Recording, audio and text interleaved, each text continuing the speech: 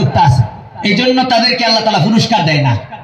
মানুষের দুটা আছে, গুনাহ ছাইরা যখন সব করে তখন আল্লাহ তাআলা তুলনা করে, দেখো তোমার যুক্ত নাই, তাদের গুনাহ করার যুক্ত আছে, তার বাদেও গুনাহ ছাইরা আমার মহব্বতে নেক কাম করছে, এরই আমি 1 নম্বর পজিশন দিব। কোন সুবহানাল্লাহ। এইটাই হলো আসল দুনিয়ার খেলা। আশরাফুল মখলুকাত বানাইছে মানুষদেরকে আল্লাহ তাবারক তাআলা সমস্ত মখলুকাত থেকে শ্রেষ্ঠ বানাইছে। তার একটা কারণ আমি বললাম, আর একটা কারণ বললে আরো বস্তুটা ক্লিয়ার হবে। জীব জানোয়ার যত আছে তারা এই দুনিয়ার জীবন লয়াই তারা তুষ্ট, আর কোন জীবন তারা চায় না। আপনারা এই দুনিয়ার জীবন লয়া তুষ্ট না, আখিরাত চাইনি, চান কি চান না? জান্নাত চান কি চান না? তাহলে বোঝা গেল তারা একটা যোগ্যতা আছে, খালি দুনিয়া চায়, অথচ দুনিয়া ক্ষণস্থায়ী এটা তারা বুঝে না। আমরা বুঝি দুনিয়া ক্ষণস্থায়ী, এই জন্য দুনিয়া আমরা চাই না, আমরা চাই পরকালীন সুখ শান্তি আর মুখ বিলাস। এই জন্য আমরা পরকালীন জীবনকে প্রিফারেন্স দেই, প্রাধান্য দেই। কথা বলেন ঠিক কিনা?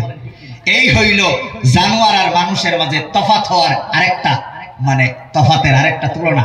তারা এই দুনিয়ার জীবন লই তুষ্ট, এই জন্য যা পারে আহিরির খাওন দুনিয়াত খায়। আমরা আহিরির খাওয়ার জন্য দুনিয়াত আইছি না, আমরা আহিরির খাওন আমরা শেষমেশ গে খাইতে তাহাম আখিরাতে। কথা বলেন ঠিক কিনা? আমাদের পুরান বাড়িতে যাইতে হবে, নতুন বাড়িতে আছি এখন। নতুন বাড়ি থাকলে পুরান বাড়ির কথা কার কার মনে পড়ে? হাত উঠায় বলেন। নিজের দাদার বাড়ি, বাবার বাড়ি দেখলে সবার ভালো লাগে, ভালো লাগে কি লাগে না? ও বাবারা, আমাদের সবার বড় বাবা কে? আদম। আদম কোথায় ছিলেন? বলেন বলেন। জান্নাতে। এই জান্নাত হলো আমাদের পুরান বাড়ি।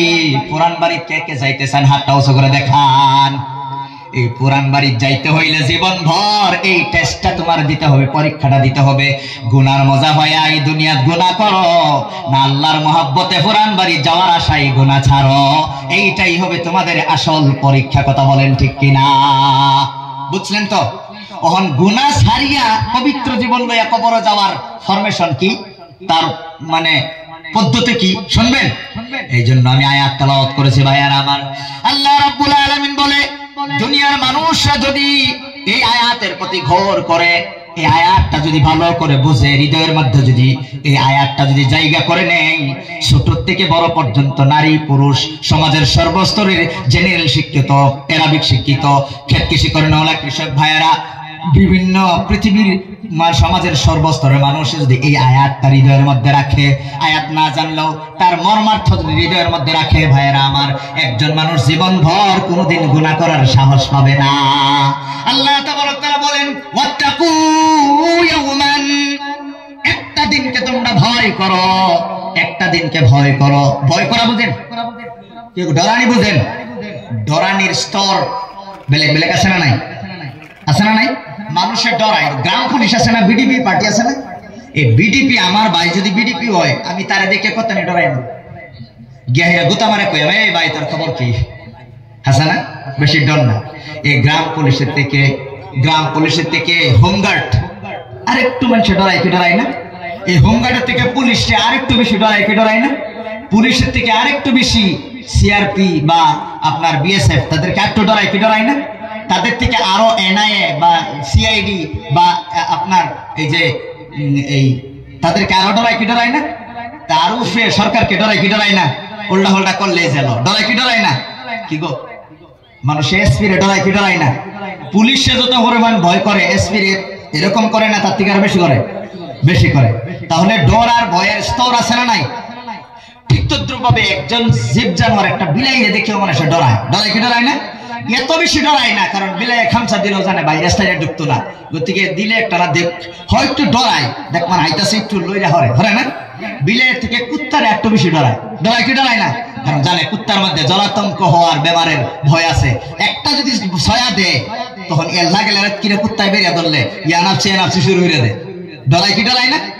তার থেকে কুকুর থেকে আরেকটু বেশি ভয় করে ধরেন নরমাল বাঘ। নরমাল বাঘের থেকে চিতা বাঘরে আরো বেশি ভয় করে না নাই? রয়্যাল বেঙ্গল টাইগার আরো বেশি ভয় করে না নাই? তাহলে বোঝা গেল জীব জানোয়ারের প্রতি আমাদের ভয় আছে, এই দিকে প্রশাসনিক বিষয়ে যারা আছে তাদের প্রতি ভয় আছে। এই দুই ধরনের ভয়ের কারণ আল্লাহ তাআলা, এই ভয়গুলা কে শিখাইছে গো? আল্লাহ না?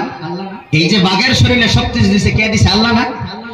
এখন আপনি বলেন, বর্তমান আমাদের আপনাদের এই গ্রামের একজন মানুষ একটা রয়্যাল বেঙ্গল টাইগার আসতেছে, এই মানুষটা এবার এই ময়দানে হারিয়ে থাকবো এমন দৌড়া দৌড়িব, মানে এরকম হইতে পারে যে অবস্থা কাহিল হয়ে যাবো আর কি, গোসল করা ছাড়া তার কাম হইতো না।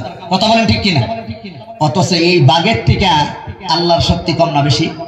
বেশি। তাহলে একজন মানুষ একটা বাঘকে যত পরিমাণ ভয় করে, আল্লাহর এরকম ভয় করে? আল্লাহর এরকম ভয় করলে মসজিদ গুলো খালি থাকতো? বলেন বলেন, আল্লাহর এরকম ভয় করলে এই ওয়াজ হইয়া বাজারে ঘুরতো? তাহলে ভয় কার বেশি কার কম? সৃষ্ট জিনিসের প্রতি যে ভয় করে, যে মালিকরে ভয় করে না, তার জোড়া লাগাইল না তার সিরা ডেফিনেটলি জেনে তেনে পাগল না সিরিয়াস পাগল? সম্মানিত ভাইরা, আল্লাহ তাআলা এই জন্য বলতেছে ওয়াত্তাকু ইয়াওমান, তোমরা একটা দিনকে ভয় করো। বন্ধুরা আমার, দুনিয়া যেদিন ধ্বংস হবে সেই দিনের পর থেকে আর কোনোদিন দিন হবে না। দিন কোন সময় হয়? সূর্য উঠলেই তো দিন হয়। কথা বলেন ঠিক কিনা? কিয়ামতের দিন সূর্য থাকবে না। ও যেদিন কিয়ামত হবে এদিন সূর্য ধ্বংস হবে। শুধুমাত্র কিয়ামতের দিন আল্লাহ তাআলা সূর্যটা আবার সৃষ্টি করবে। এই হইল একটা দিন, লাস্ট দিন। সেই কিয়ামতের দিনের যে টাইমটা হবে, এই টাইম এক্সিস্টিং দুনিয়ার মধ্যে যদি আপনি মাপেন, তাহলে ওই একটা দিন দুনিয়ার ব্যাপারে দুনিয়ার 50,000 বছর সমান সমান কিয়ামতের একদিন। এটা যারা সায়েন্সে লেখাপড়া করে তারা বুঝবে যে টাইম এক্সিস্টিং সব জায়গায় সমান না। এখানে আপনারা মাগরিবের নামাজ যেই টাইমে পড়েন, আমাদের এখানে এই টাইমে হয় কি? সৌদি আরবে ওই টাইমে হয়? এক গ্রহ থেকে আরেক গ্রহের টাইম চেঞ্জিং হয়। আদম আলাইহিস সালাম জান্নাতে ছিলেন আসর থেকে মাগরিব পর্যন্ত, এই টাইমটা দুনিয়াতে 130 বছর। কি গো? 130 বছর। ঠিক জান্নাতের ময়দানে, কিয়ামতের ময়দানে যে টাইমটা হবে একটা দিনই হবে, কিন্তু এই দিনটা দুনিয়াত আনলে বাড়াইলে হইব 50,000 বছরের সমান। এই দিন আল্লাহ তাবারক তাআলা সম্পর্কে আল্লাহ তাআলা জিজ্ঞেস মানুষকে বলতেছে, তোমরা ভয় করো ওই দিন যেই দিন তোমাদেরকে কবর থেকে উঠায়া আল্লাহর সামনে খাড়া করানো হবে, সিকিউরিটির মাধ্যমে, ফেরেশতার মাধ্যমে চতুর্দিকে ঘেরাও কইরা টোটাল এই কিয়ামতের ময়দানে চতুর্দিকে থাকবে কঠিন হৃদয়ের ফেরেশতা। আর মাঝে আমরা আদম থেকে নিয়ে কিয়ামতের বিয়ান পর্যন্ত, কিয়ামত যেদিন হইব এদিন সকালে যে শিশুটা জন্ম নিবে, এই শিশুটা পর্যন্ত আল্লাহ কাউকে ছাড় দিবে না। পশু, মানব, দানব সবকে আল্লাহ তাআলা সেই দিন হাজির করবে। হাজির করার পরে আল্লাহ তাআলা কি করবে? সুম্মা তুওয়াফা কুল্লু নাফসিন মা কাসাবাত, জীবনে যা আমল করেছো, যা ভালো করেছো, যা মন্দ করেছো, তার পুরস্কার দেওয়া হবে। পুরস্কার একটা হলো পজিটিভ আর একটা হলো নেগেটিভ। পজিটিভের নাম হইল শান্তি, নেগেটিভের নাম হইল পানিশমেন্ট। কথা বলেন ঠিক কিনা? আল্লাহ তাআলা বলে যা করছো তার রেকর্ড আছে, রেকর্ড হচ্ছে। Everything is being recorded, record হচ্ছে। ওয়া হুম লা ইউযলামুন, দুনিয়ার কোনো একশোটা বিচারক আল্লাহ না। আল্লাহ কারো প্রতি বিন্দু পরিমাণ কোনো জুলুম করত না। দুনিয়ার যে যেমন ভাবে জিন্দেগি কাটাইছে ঠিক তার তেমন ভাবেই তার কি হবে? কি গো? বিচার হবে। আল্লাহ কারো প্রতি জুলুম করবে না। দুনিয়ার তো টাকা পয়সা দিলে কি হয়ে যায়? খুনির অপরাধীও খালাস হয়ে যায়, কি যায় না? একটা গজল শুনবেন, এই গজলের মধ্যে বর্তমান সমস্ত পৃথিবীর চিত্রটা উঠে আইতেছে। ভালো করে মনোযোগ দিয়ে শুনবেন। আমার যুবক ভাইরা যারা দাঁড়িয়ে আছে একটু দয়া করে আইও, সামনে আই। মাশাআল্লাহ, আল্লাহ কবুল করুক। এই যুবক ভাইরা, আমিও যুবক, আর এখানে মুরব্বীদেরকে যুবক বেশি, কিন্তু আমি বহুত বলা হয় যুবকদেরকে, কারণ যুবকরা যদি ইসলামের দরদ যদি বুঝে তাহলে সমাজ পরিবর্তন হবে। কি হইতো না? এক যুবক একবার যদি স্ট্যান্ড লয় যে আমার বাড়ি তার অনিসলামিক কাজ আমি করতে দিব না, 20 জন মুরব্বীরা যেই কাজ করতে না পারবো, এক 17 বছরে একটা ছেলে তার থেকে বেশি করে আনবো, ঠিক না?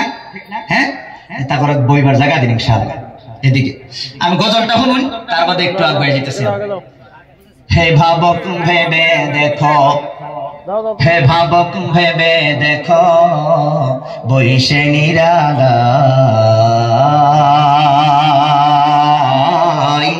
শান্তি কেন নাই রে দুনিয়ায়, গজব কেন রে দুনিয়ায়, অশান্তি কেন রে দুনিয়ায়। খাঁটি মুমিন নাই গো দেশে, মুসলিম বেড়াই কাফির বেশে। খাঁটি মুমিন নাই গো দেশে, মুসলিম বেড়াই কাফির বেশে। কথাবার্তায় আর ব্যবহারে বেদিন বোঝা যায়। আমার সাথে বলেন, শান্তি কেন নাই রে দুনিয়া, আই গজব কেন রে দুনিয়ায়। নামাজ রোজা ধার ধারে না, সত্য কথা কেউ বলে না। নামাজ রোজা ধার ধারে না, সত্য কথা কেউ বলে না। মিথ্যায় আর সবলি ফনা করিয়া বেড়াই। বলেন, শান্তি কেন নাই রে দুনিয়ায়। মাথায় কাপড় দেয় না নারী, বুকে পিঠে নেই না শাড়ি। বেহায়া বেগানা নারী, বেহায়া বেগানা নারী ঘুরিয়া বেড়াই। শান্তি কেন নাই রে দুনিয়ায়, গজব কেন রে দুনিয়ায়। জালিম অত্যাচারী যত, পরের সীমা ঠেলে কত। পরের জমিন ছুটু করে, পরের জমিন ছুটু করে নিজেরটা বাড়াই।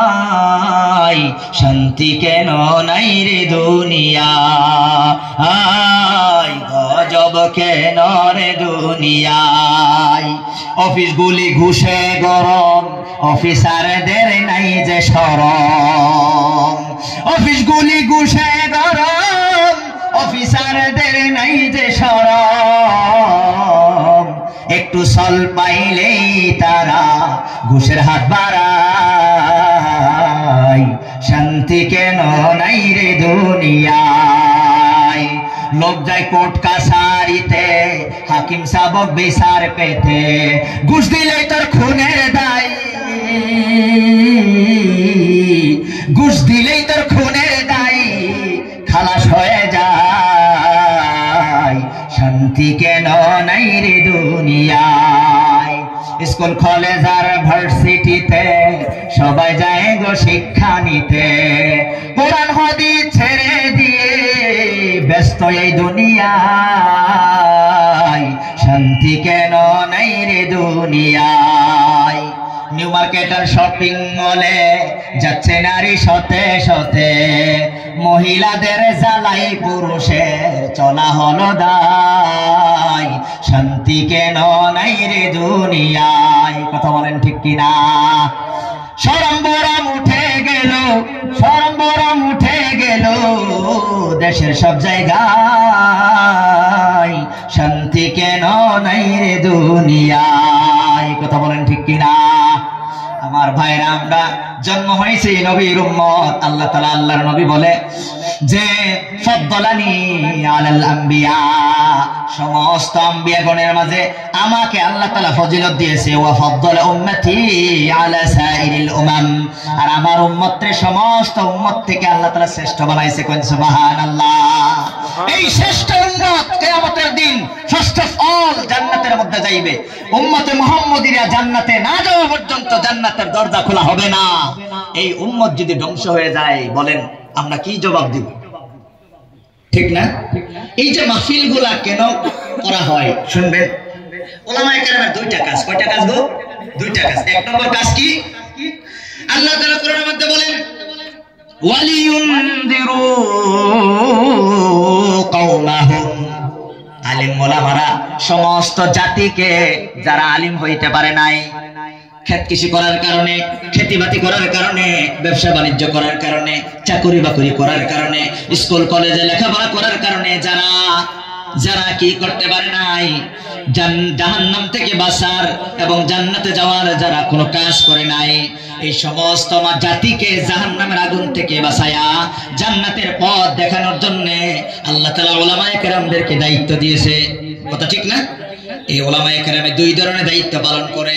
এক দায়িত্ব হইল আপনাদের ছেলে এবং মেয়েদেরকে সকালে সুবহি মাকতবের মাধ্যমে, বানাত মাদ্রাসার মাধ্যমে এই ছেলে মেয়েদেরকে ওযু গোসল শিখায়া, নামাজ বন্দেগী শিখায়া, হালাল হারাম শিখায়া, বৈধ অবৈধ শিখায়া, লিগ্যাল ইলিগ্যাল শিখায়া, এইগুলা শিখায়া তারা আপনাদের ছেলে মেয়েদেরকে জাহান্নামের আগুন থেকে বাঁচানোর তারা চেষ্টা করে। কথা বলেন ঠিক কিনা? এখন যারা মাদ্রাসায় লেখাপড়া করে নাই, যারা ইলম আমল শিখে নাই, তাদের কি দশা হবে?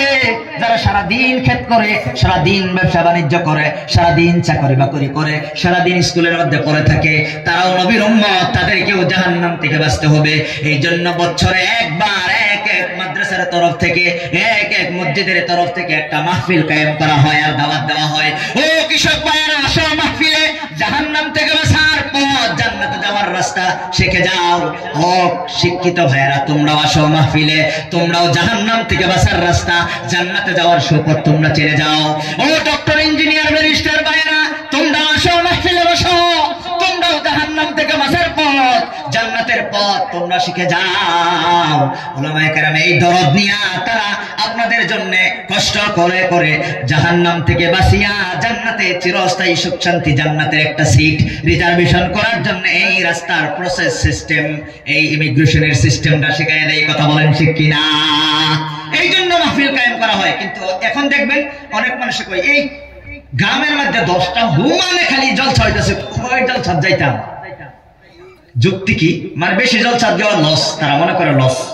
ভাই তুমি মানুষের প্রত্যেক দিনে খায় না, একদিন খায়, এক সপ্তাহ জিরায়, বলে ডেলি খায় না গো। বেমার হইলে, জ্বর হইলে ডাক্তার কাছে 1 সপ্তাহ ট্যাবলেট গুলা খাইবা, একদিন খাইয়া বোধ হয়, আর 15 দিন জিরায় না। খায় কি খায় না? বলেন খায় কি খায় না? আপনারা মনে হয় একদিন ঘুমায়, 15 দিন ঘুমায় না বোধ হয়, নাকি না? ঘুমায়। আমার ভাইয়েরা, মানুষের এই বডিটার মধ্যে 2টা জিনিস আছে। কয়টা? একটা হলো বাহ্যিক, আমার দেহ, এই বডি স্ট্রাকচার, ফিজিক্যাল বডি। আর একটা হইল তার ভিতরে থাকা আত্মা। এই বডিটার জন্য সকাল থেকে বিকাল পর্যন্ত মেকআপের মধ্যে আমরা ব্যস্ত, তার তাজা করার মধ্যে আমরা ব্যস্ত, বেমার হইলে রোগ মুক্তি করার মধ্যে আমরা ব্যস্ত, তার স্ট্রং বানানির ব্যস্ত। তার ভিতরে যে থাকে আত্মা, এটারে না খাওয়াইয়া হুটকি বানাতে আমরা ব্যস্ত। কি দেখুন, একজনের 2 ছেলে, একটারে প্রত্যেক দিন মানে বিরিয়ানি পোলাও কুরমা খাওয়ায়, আর একটারে হাসার দেখে হুটকি লাগায়।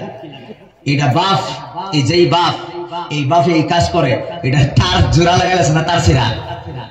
ছেলে 2টা আদর করলে 2টারে করো। তোমার বডি বস্তু 2টা, একটা হলো তোমার বডি আর একটা হলো আত্মা।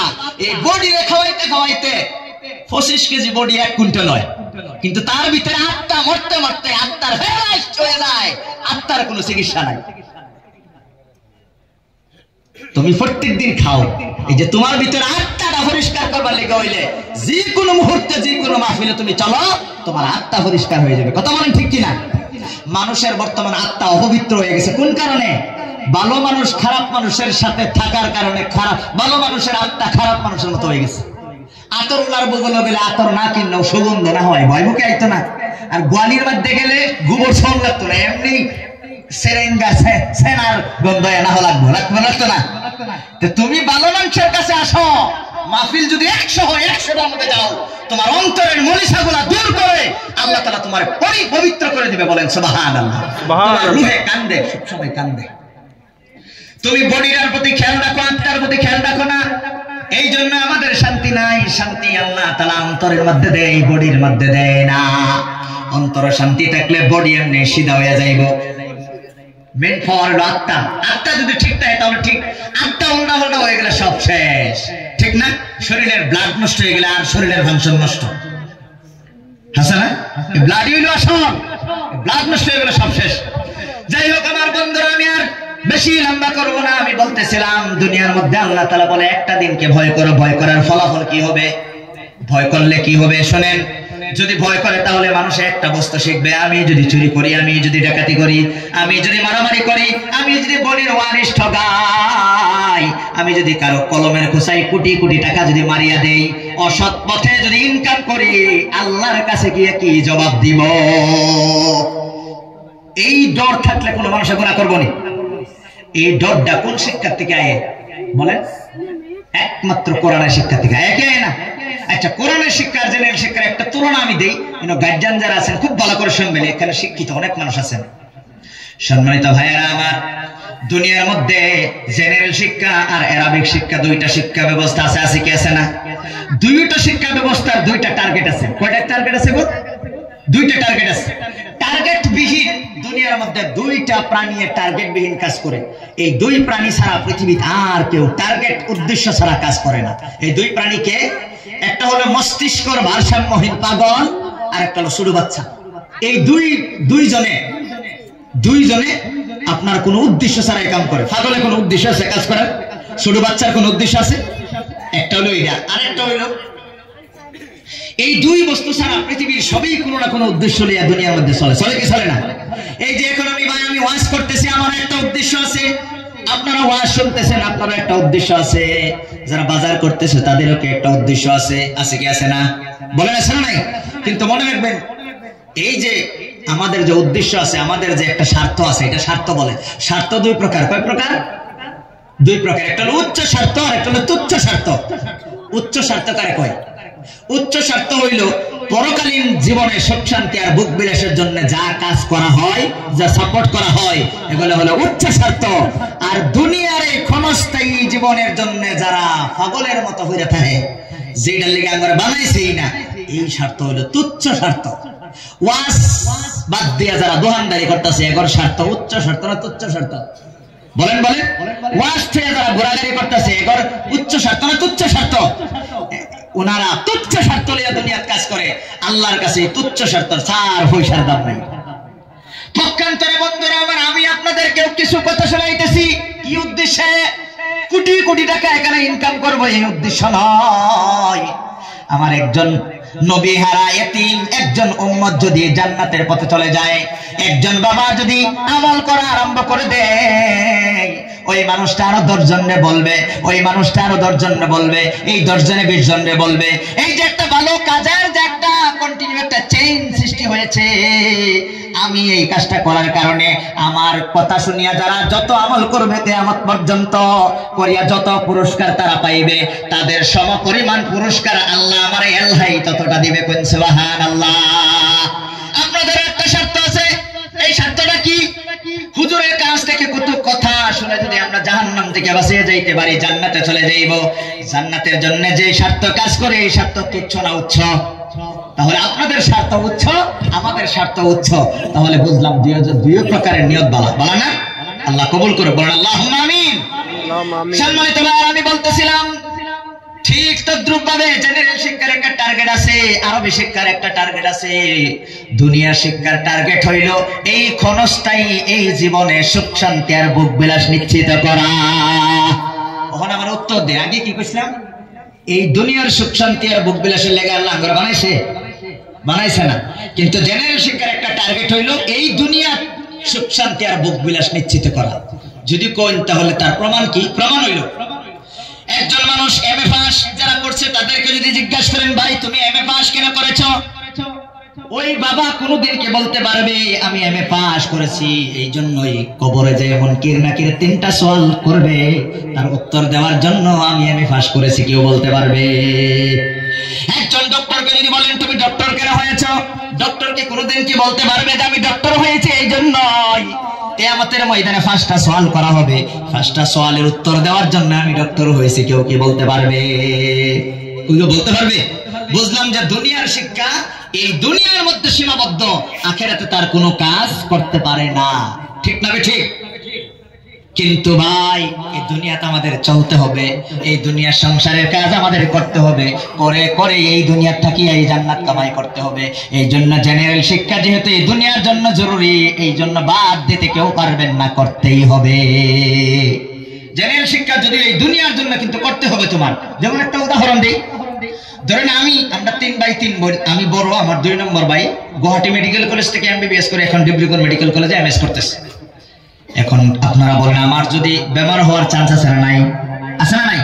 কি গো, আমার যদি কোনো কঠিন বেমার হয়ে যায়, তাহলে বেমার হওয়ার পরে আমি আমার থেকে বড় মুফতি সাহেবের কথা মতো চিকিৎসা করব না আমার ডাক্তার ভাইয়ের কথা মতো চিকিৎসা করব? বলেন বলেন, সবাই বলেন, কার পরামর্শ নিয়ে?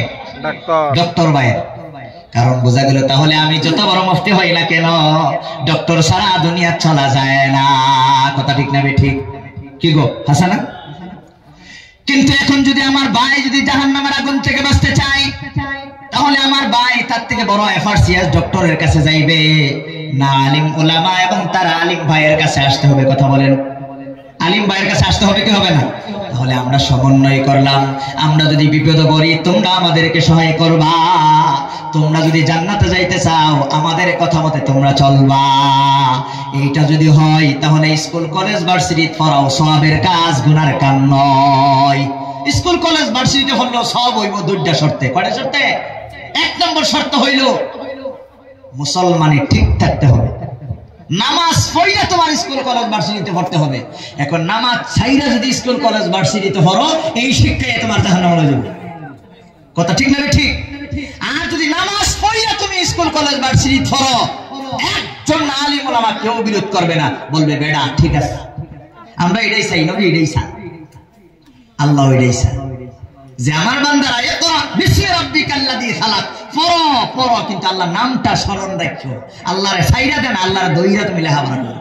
কিন্তু আমরা বর্তমানে আল্লাহরে ছাইরা লেখাপড়া করতেছি, এই জন্য আমাদের কপালে খালি লাত্তি আর বেদা। খারাপ হইতেছে? হ্যাঁ, বর্তমান আমাদের স্কুল কলেজ ভার্সিটিতে আমার যে যুবক ভাইয়েরা আছে, এই যুবক ভাইয়েরা মসজিদে আসে না কেন? কারণ তাদেরকে আমরা নষ্ট করেছি। আমরা গার্জেনে তাদেরকে ওযু গোসল না শিখায়া, নামাজ বন্দেগী না শিখায়া, হালাল হারাম না শিখায়াই দিয়া দিছি প্লেতে, নার্সারিতে KG 1, KG 2, KG 3, LP school, high school, college, university. একটা তো নামাজ পড়ানোর কোনো ব্যবস্থা নাই। ইসলামিক স্কুল আমরা কায়েম করতে পারি নাই। এইগুলোর মধ্যে ফরিয়া আমাদের যুবক ভাইয়েরা আস্তে আস্তে করে তারা কি হয়ে গেছে? বেনামাজি হয়ে গিয়েছে। একদিনে বেনামাজি এসে আস্তে আস্তে হয়েছে। রাসূল বলে কুল্লু মাউলুদিন ইউলাদু আলাল ফিতরা, প্রত্যেকটা বাচ্চা পৃথিবীর যে মার ঘরে হোক না কেন, ইহুদি খ্রিস্টান বৌদ্ধ, সবার ঘরে যে সব বাচ্চাগুলা হয় মুসলমান হয়েই জন্মগ্রহণ করে। ফাআবাওয়াহু ইউহাউবিদানিহি আও ইউনাসসিরানিহি আও ইউমাজ্জিসানিহি, তারপরে তার মা বাবা তার ইহুদি বানায়, নাসারা বানায়, মূর্তি পূজক বানায়। আর আঙ্গর মা বাবা মুসলমানের ঘরে জন্ম লইয়াও এগুলা মুসলমান তো বানায় না। তাগড়ি তাগরে ঠিক আছে হেডি বানায়, কিন্তু আমার মুসলমানের ঘরে জন্ম লইয়াও মুসলমান হইতে পারে না। এরই আফসোস লাগে। কথা ঠিক না ঠিক? এই জন্য সম্মানিত ভাইয়েরা, আল্লাহ রাব্বুল আলামিন আমাদেরকে একটা কথা আমি বুঝে যাই, কথাটা কঠিন হইতে পারে কিন্তু মনোযোগ দিলে এমন মজা করে বুঝবেন। আমি একটা কথা বুঝাই, আল্লাহ তাবারক তাআলা আমাদেরকে দুনিয়া চলার জন্য 6টা হাতিয়ার দিয়েছে। কয়টা হাতিয়ার? কি গো, হাতিয়ার ছাড়া দুনিয়া চলা যায়? চলা যায়, কিন্তু আমাদের এই দেহের মধ্যে আল্লাহ তাআলা 6টা হাতিয়ার দিয়েছে। শুনবেন, এক নম্বর হাতিয়ার হইল 2টা চোখ। কেমন বড় হাতিয়ার! একটা চক্ষু যদি নষ্ট হয়ে যায়, 7 আসমান আর 7 জমিন বিক্রি করেও তার মূল্য দেওয়া যায় না। তাহলে এটা মহামূল্যবান। মূল্যবান কি? মূল্যবান বস্তু হইল এটা যেটা কিনুন যায়, মহামূল্যবান যেটা উচ্চ দামে কিনুন যায়। চোখ নষ্ট হয়ে গেলে চোখ তো কিনুন যায় না, তাহলে এটা মহামূল্যবান না অমূল্য? বলেন, অমূল্য। চোখ একটা নষ্ট, চোখগুলো আমাদের মূল্যবান, মহামূল্যবান না অমূল্য? বলেন বলেন, অমূল্য না? নাকের গ্রাম যদি নষ্ট হয়ে যায়, পৃথিবীর কোনো বস্তু দিয়ে কিনা যায় না, এটা হলো আরেকটা হাতিয়ার। কান কান যদি নষ্ট হয়ে যায়, পৃথিবীর আর কোনো ডক্টর এসে কানটা আগের মতো করে দিতে পারে না। এটা হলো আল্লাহর তরফ থেকে দেওয়া একটা হাতিয়ার। জিহ্বাটা যদি পাথরের মতো শক্ত হয়ে যায় বাবারে, আর জীবনেও তুমি এটা টান দিতেও পারতা না, কইবারও হইতা না, কিছু করতে পারবো না। কথা বলেন ঠিক কিনা? এই জিহ্বাটা হইল আমাদের একটা অমূল্য হাতিয়ার আল্লাহ তাআলা দিয়েছে। আর একটা হইল ত্বক, এই যে স্কিন, এটার মধ্যে যদি সেন্সর লাগানি না থাকতো, তাহলে আগুনের মধ্যে তোমার হাত থেকে ফুইয়া বসম হয়ে গেলে বাদে গেল। কিন্তু এরাই এমন একটা বস্তু, বাতাস আইলেও সবাই আগে এটা লাগিয়ে কয় ঠান্ডা কাপড় ফিন্দ, আবার গরমের কাছে গেলেও এই সেন্সারে কয়ে দেয় গরম ঠান্ডার ব্যবস্থা করো। কথা বলেন ঠিক কিনা? কেমন দামি জিনিস এইটা! যারা প্যারালাইজড হয়ে যায় তারা বুঝে এই মানে মানুষের এই চামড়া গুলার সেন্সরের কত কাজ। কথা বলেন ঠিক কিনা? আর সবচাইতে বড় হাতিয়ার হলো আমাদের মেধা শক্তি, স্মৃতি শক্তি। এটা হলো সবচাইতে বড় হাতিয়ার। তুমি যত চোখে দেখো না কেন, কিন্তু ব্রেইনে মেধা শক্তি স্ক্রিনিং করে কি করে না? একটা কথা শোনার পরে ব্রেইনে স্ক্রিনিং করে কতটা হক না বেহক। কথা বলেন ঠিক কিনা? এই 6 হাতিয়ার আল্লাহ তাআলা দিয়েছে কেন? এই ক্ষণস্থায়ী এই দুনিয়ার মধ্যে চলার ক্ষেত্রে কিছু সহায় সহযোগিতা লাগবে। এই সহায় সহযোগিতার কারণে এই 6 হাতিয়ার দিয়া বর্তমানে দুনিয়ার সমস্ত উন্নতি হয়েছে, ভবিষ্যতেও হবে। দুনিয়াতে যে সায়েন্স টেকনোলজি, এই যে লাইট বানাইছে, ফ্যান বানাইছে, মাইক্রোফোন বানাইছে, এই যে কয় হাতিয়ারের কারণে দুনিয়ার এই 6 হাতিয়ার লাগায়া গবেষণা করে এটি বানাইছে না নাই? বলেন, এই 6 হাতিয়ার দিয়া গবেষণা করে মাথার গাম পাওয়া ফলায়া সমস্ত পৃথিবীর বিজ্ঞানীরা বর্তমান ট্রেন বানাইছে, ফ্লাইট বানাইছে, মেট্রো বানাইছে, পৃথিবীর সমস্ত কিছু বানাইছে। কথা বলেন ঠিক কিনা? এই 6 জিনিস কাজে লাগায়া আল্লাহ তাবারক তাআলা দুনিয়ার মধ্যে চলার জন্য আমাদের ব্যবস্থা করছে। কিন্তু আরেকটা হাতিয়ার আছে, এই হাতিয়ার দিয়া যে কাম করা যায়, এই 6 হাতিয়ার ওই জায়গা দিয়ে ফেল হয়ে যায়। আরেকটা হাতিয়ার আছে, মহা মূল্যবান হাতিয়ার। এই হাতিয়ার হইল কি? ইলমে ওয়াহির হাতিয়ার, কোরআন হাদিসের জ্ঞান। দুনিয়ার মধ্যে স্কুল কলেজের ভার্সিটি যত লেখাপড়া শিক্ষা ব্যবস্থা আছে, এগুলার আগা তো জিরো, গুড়ি তো জিরো। বুঝবেন? কেউ খারাপ পাই না যে এটা ভাবেন না যে হুজুরে জেনারেল শিক্ষার বিরুদ্ধে হইতেছে নাকি। না না, বিরুদ্ধে গেলে যে আমি যে কটন বিশ্ববিদ্যালয় লেখা, এই বিশ্ববিদ্যালয় কোরআন পড়ানো হয় কি?